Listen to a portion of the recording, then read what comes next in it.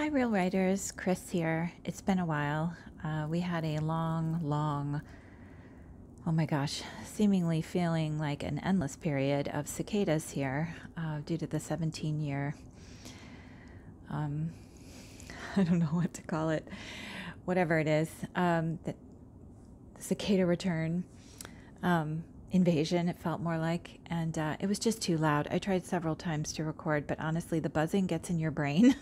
And I couldn't focus, and it was this weird sound on the video that you all probably might not have noticed, but I did. So I decided to just wait a while, and also in the meantime I bought probably 1,000 more cards, so there'll be plenty of cards to keep us busy. It's a Sunday, the normal day I do this, so if you're new, welcome. If you're returning, also welcome. I try to do these on Sundays, maybe not every Sunday, but I do have on my other channel, which I'll link in the description box, I have about 8 months worth of weekly journaling videos using tarot and oracle cards, mostly oracle cards. So if you're interested, go check that out. And I'll do these as often as I can. So I'm here. It's a Sunday. I have my tea. I'm drinking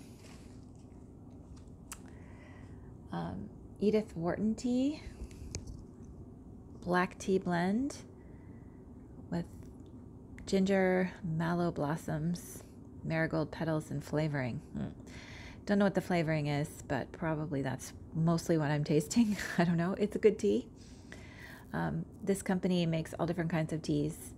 So, and I've had the Austin tea, which now I can't remember what it was. I devoured that a while ago. And Edith Wharton is one of my favorite women's writers, or just writers, shall we say. She's kick-ass. Also, she was really good friends with Henry James, who is my all-time favorite writer. Please don't run away. Not everyone likes Henry James. That's an acquired taste, or a taste one never acquires. But I've always loved his writing. And I have 3 cards here from the Good Karma Tarot by Carrie Ward. And gosh, who is the artwork by? You have to kind of go looking for this stuff. Well, I'll post it in the description box somewhere. Because the artist should be on here too, not in the back. Amy Blackwell is the illustrator. And while the back of the cards is not all that, the color's lovely, but the design, the cards themselves are very diverse and wonderful and bright and just very modern and fun. And I've been looking for a good tarot deck for like a million years, it feels like. One that I can connect with, and I found several I'm saying who, I think that's kind of appropriate, are more whimsical and fun and playful, and that's kind of what I'm looking for. I'm not really a Rider-Waite and Smith kind of girl. So let's get started, shall we? Please pick a card that, I don't know, 1, 2, or 3, middle, right, or left, whichever works for you. And the question today is, what is your unique strength as a writer?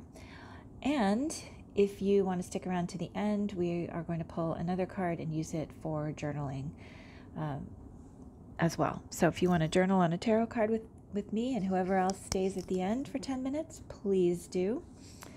And we're going to start here with the middle. Okay. So we have the 10 of Swords. Isn't that awesome? I would like a jacket like that. Sassy. Hardcore, powerful, kick-ass. I love it. Okay, so this deck has interpretations that are based on the original, but their own spin. So I'm going to just use this for a bit and then interpret what I think it's saying in terms of the question. So the Ten of Swords message here is cut your losses, see this situation for what it truly is, acknowledge and atone for your role in it, and then move on with your head high. This is the final card of the Sword Suit's journey and symbolizes endings and closure. The Ten of Swords is a tough cookie who barges into your world to urge you to strip away any delusions or illusions that you've harbored and see a painful situation, warts and all, for what it is. This card isn't going to leave you alone until you have taken action to put an end to this situation. Cut your losses, draw a line, leave, quit, withdraw. Holding on will only create more pain. The fault lines and flaws here have endured for some time and won't improve. It's now up to you to end this conflict or deadlock. When you do, the worst will be over. You can heal, reflect, and welcome new, fresh energy back into your life. Don't delay any longer. So it's just, I started laughing in the middle of this because the tough cookie who barges into your world to urge you to strip away delusions or illusions that you've harbored and see a situation, etc., for what it is. That's what an editor does, which is me. And I actually use the word delusions in the copy on my website. So maybe this is me as the editor speaking to you as the writer, but to some of you, because there's another layer to these messages, so maybe some of you need to hear that it's time to cut your losses on a project. But I think what I would say is your unique strength is you're able to, you don't get so emotionally invested or buried in your project that you can't see it for what it is. You can't see the flaws. You can't see the weaknesses. You can't make changes. You can't cut things. You are good at cutting and changing and editing and shaping and taking criticism, good criticism. No one should ever be like being mean, but constructive criticism. You're good at taking that and then using it to make the changes that are required, because anyone who gives you any feedback, whether it's a beta reader or a critique group, peer, or an editor, or your agent, if you're working with an agent and that agent is able to give you that kind of feedback, it's kind of rare because they're not usually able to do that. New agents can, because they're building their roster of writers, but you are able to take that and shape it. And none of us, including me because I'm an editor, we can give you what, say this is what you should do or this isn't working and give you examples of what you can do, but only you can do that alchemical thing, and that thing that only you can do with your imagination and the spark of your own creativity to shape it and change it and reimagine it into what works for your book, because you're the writer, you're the voice, you're the imagination, you are that creative spark. So no one else can do that for you. And it's always so exciting when I see when I see a writer take my feedback and just turn it into something absolutely amazing that I was hoping they could do, but I couldn't articulate it because it's their role, it's their mind and heart and imagination, and then they take it to a whole other level, and it's, oh my gosh, so exciting. So you are good at this, basically. You're good at cutting your losses, you're good at leaving a project that isn't working, whether you put it aside for later because you think maybe it could later, or you just get rid of it, saving the parts of it that you like in your fragment file. By the way, if you don't have one of those, create one. Take things you like out of your pieces and put them in a fragment file so that you save the best bits and you can draw upon them later. You could use them for inspiration for a poem or an essay or a song or whatever, a play. But it makes it easier for you to leave things behind. So that's your superpower. And you're also able to, or your unique gift, which is the same thing, you're also able to grow and learn from this moment, the experience that you have when you see what's wrong and you get rid of it, or you take someone's feedback and you turn it into something amazing. And I do think alchemy is the right word for that, but you're able to see your own weaknesses and work on those and practice and get better and turn those into strengths. So bravo you. Okay, so I will turn this for now so as not to be distracting. And we'll go to number 1. And that is the 7 of Cups. See what I mean about these cards? They make me so happy. They're just so happy. And also this makes me want to dye my hair pink, which I don't think would look good on me, but I still would like to do it. So the 7 of Cups, which is about the imagination. So the message here is come back down to earth. Use your imagination for a practical, positive end. Don't fall prey to illusions and magical thinking. We all have an inner world, the place we retreat to in our daydreams. Sometimes this is a pleasure. Other times it is a necessary journey in order to activate ideas and insights. On occasion, it is a quicksand we dive into in order to avoid the real world and things we must face. This card asks you to use your imagination wisely and to recognize any illusions, castles in the air, or magical thinking you let yourself fall prey to, which distracts you from doing something necessary and important in your life. We can all kid ourselves, make excuses, or pretend something isn't really as it is. But we can also use our imagination to visualize a better situation in future, which inspires us to take action. Choose the latter. See the truth, don't suppress it, and use your creative thinking to provide solutions, not excuses or denials. Okay, so there's so much good stuff here.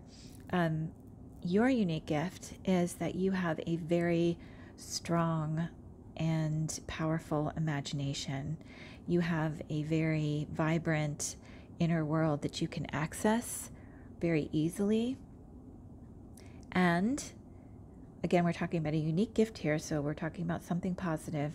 You're able to then translate what you see in your imagination, in your daydreams, or even your dreams, into reality, bring it back down to earth, like it says, and translate it into a real story. I don't mean a true story, unless you're writing nonfiction, but everything has truth to it. Everything. I mean, it has a grain of truth in it always anyway. So you're able to then translate it, create that bridge into something real, something solid in terms of your story or your poem or your song or your essay or your play or whatever you write. You also are good at visualization. So probably your writing is very visual and very three-dimensional because you're able to see the world of your book, and so that, or your story. I always sort of default to books because what I often edit are books. So you're able to see that and then translate that to the page and create this sense of a real world of your story, but a very imaginative real world that also has that grain of truth to it, so that it really resonates with the reader, and it's something that they can then take into their own life as a, I don't want to say a possibility or a guide, but it makes people look at their own lives in a different way and possibly helps them dream something different for themselves. So that's a wonderful superpower to have.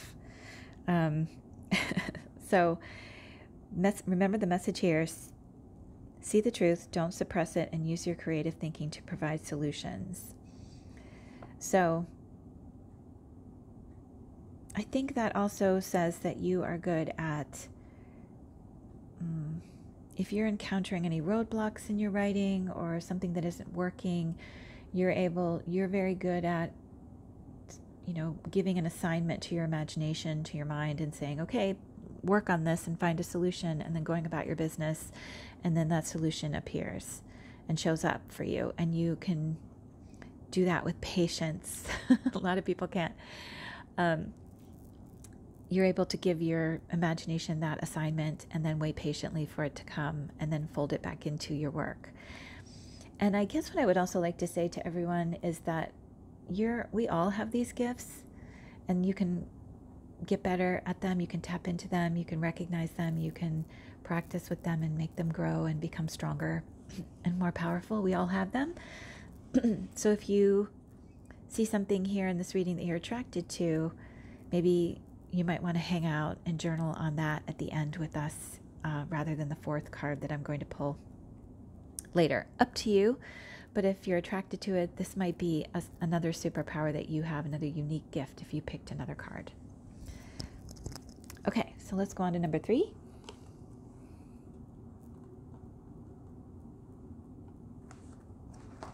And that is Queen of Coins.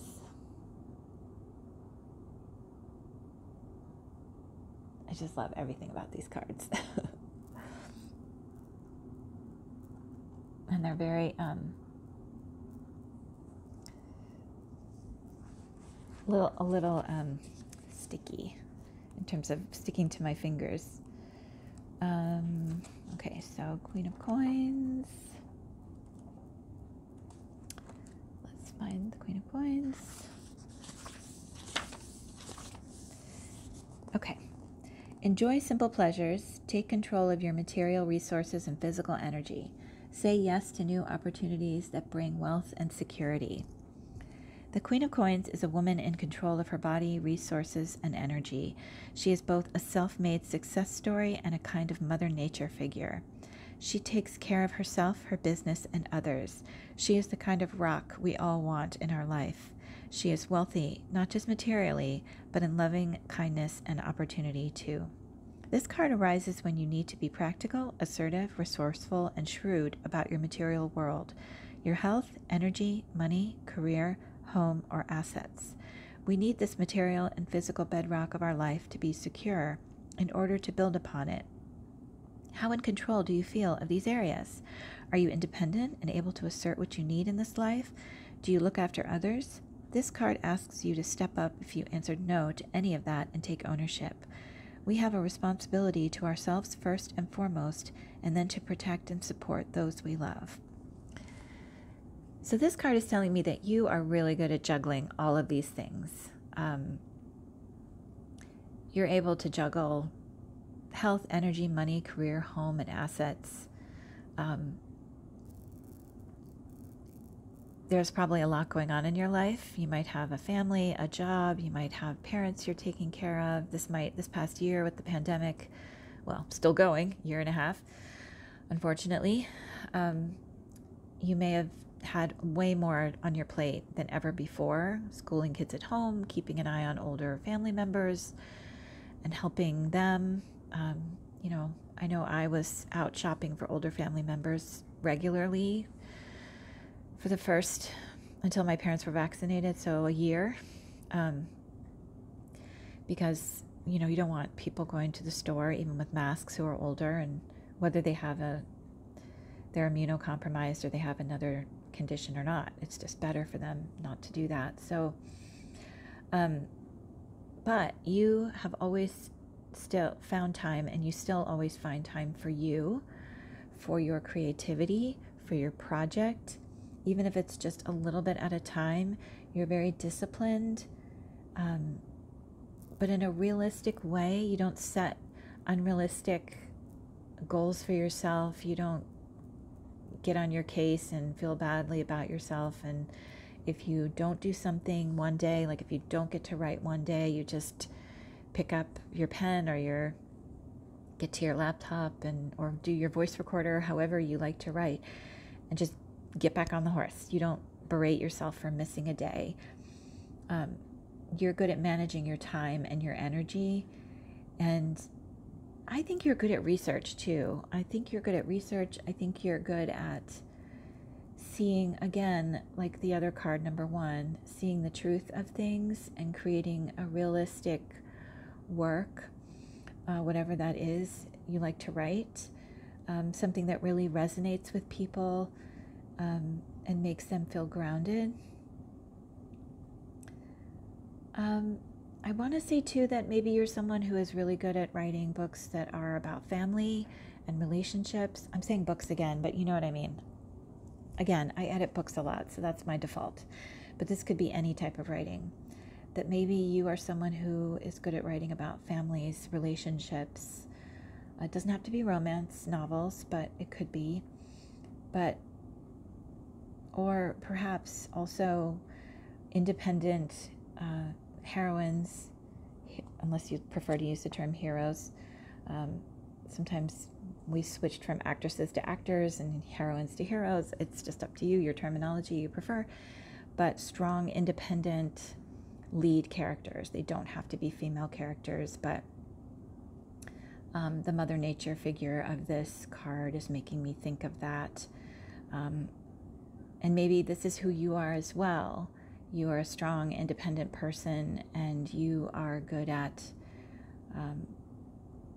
making sure that you put yourself first in a healthy way and not letting the needs of others or your commitments and responsibilities crush your goals or get in the way of your goals and your writing. You make sure to make time for your creative life no matter what. So all of these are wonderful gifts to have, and I will turn the rest of these around in case you want to, you're at the end, you chose card number 3 or 2, and you want to see all of the other cards. And so now what I'd like to do is take 10 minutes to journal, and I'm going to just take the top card here. And if you don't want to journal, thanks for joining me. I'll try to do this more regularly. I have all these decks I want to use that I want to share with you. So I will do my best. It may not be weekly, but we'll see. And I hope you like this deck, and share in the comments which card you picked and if it resonated or helped you discover something new about yourself. And if you are going to stay for the journaling, please feel free to pick one of the cards here. You don't have to use the 4th one. But we're going to pick that now and see what we get. Also, I see the incense is coming in. There's nothing on fire. It's just the incense. Okay. So this card is the 6 of Cups. The 6 of Cups is such a happy card. Lovely. So I'm not sure where I'm going to put this. Let me adjust this a little bit.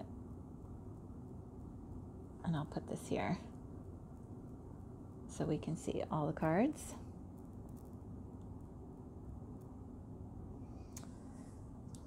Okay, so the 6 of Cups. It's going to be fun to learn through this deck. I really, really love this deck. And I have a couple others that I just make me so happy. And I want cards that make me happy even if they have difficult messages. Okay, 6 of Cups. Rekindle an old flame, invest in nostalgic, wholesome pleasures, reconnect with your childhood self. There's a magic swirling around the 6 of Cups, a playful and affectionate aura that encourages you to revel in nostalgia and reconnect with your younger self. When this card appears, it can be an invitation from the universe to take a stroll down memory lane. Perhaps something or someone from your past deserves a spot in your present or your future. Look back to the people, places, and activities for which you once held great affection, the wholesome pleasure you lost yourself in. Reinstate one of them in your world now for an immediate benefit. Some of us have a stronger link to our childhood than others, but that tie is never truly severed, even if there are painful memories. This card is a hint to go back to your younger self and observe that what you were good at, enjoyed, did naturally, or wanted to be like. There are wisdoms and opportunities there which can serve you well now. Oh, I love this card. So this card is celebrating your unique gift, basically. And what it's saying to me is, especially if you've been working on being a writer, or you've been writing for a very, very long time, maybe since you were a younger child or a teenager or in your 20s or whatever, it doesn't really matter. But, or you had some sort of creative thing you loved to do when you were younger, some game, some way of playing, whether, whatever it is, with your friends or by yourself that you love to do. This is saying to go back to that. I think when we have been writing for a very long time and we really want to succeed as a writer, we take in a lot of information. We go to workshops, we go to conferences, we go hear other authors read, we have critique groups, we go get an MFA or an MA in writing, we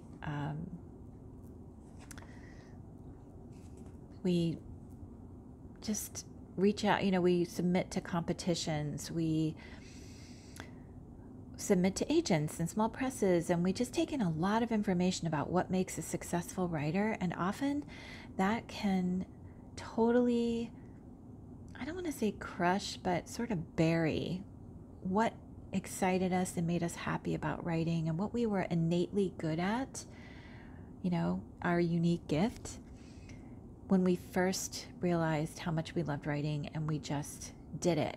We just wrote without any agenda, without trying to be anything, without trying to check all the boxes of what makes a good story or what makes a good poem, or being influenced by people we read or influenced by someone else's feedback, or what an agent we'd really like to work with said at a conference.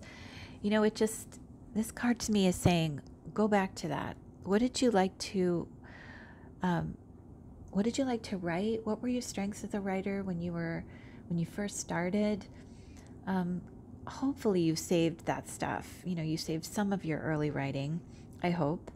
And go back to that and read it and try to maybe analyze. I hate that word in this context, but try to see if you were reading this for the first time and it wasn't your own writing, what would you say about the writer's style and their gift? What would you say their unique gift is? What would you say they enjoyed writing? What would you say their voice is? Try to be as objective as you can and only say nice things. When early writing is not going to be perfect, so only say nice things, and see what you come up with, and see if that inspires you, and see if there's something you read from the past, a story you never finished, some poems that you want to build on, a song title that you wrote down but you never, you just wrote some notes but you never wrote the song, or an essay you could revise that could be good now to send out. See if there's some early projects here that actually you can get excited about and actually keep working on and bring to fruition and create something that you could publish or send out or share with other people.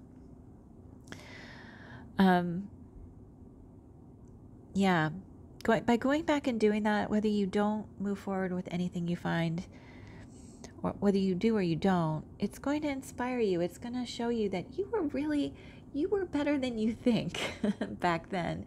There's something special about that writing, and you should keep that in mind and bring that forward with you and tap into that.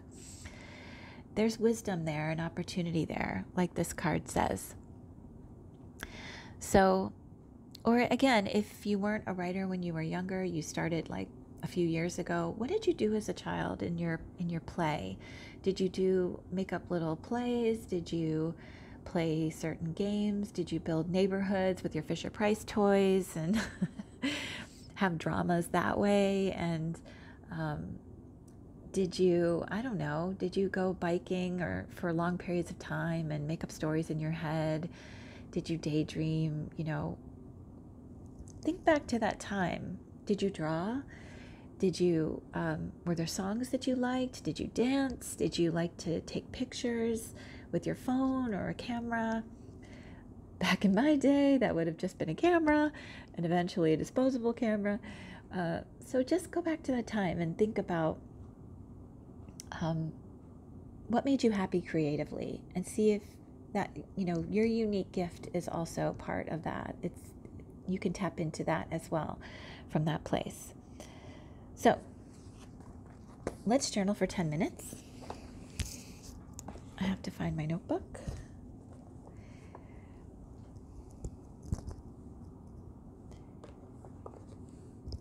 And like I said, pick any card or pick the 6 of Cups, and I'll see you in 10 minutes.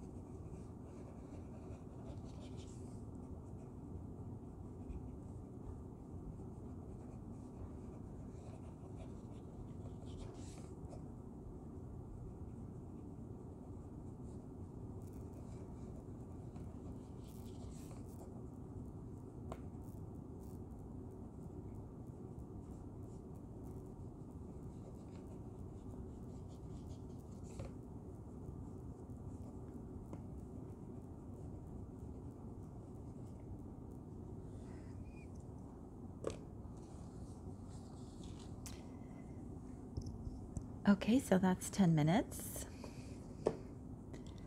I would love to hear what you decided to, which card you decided to journal on, and what discoveries there were for you.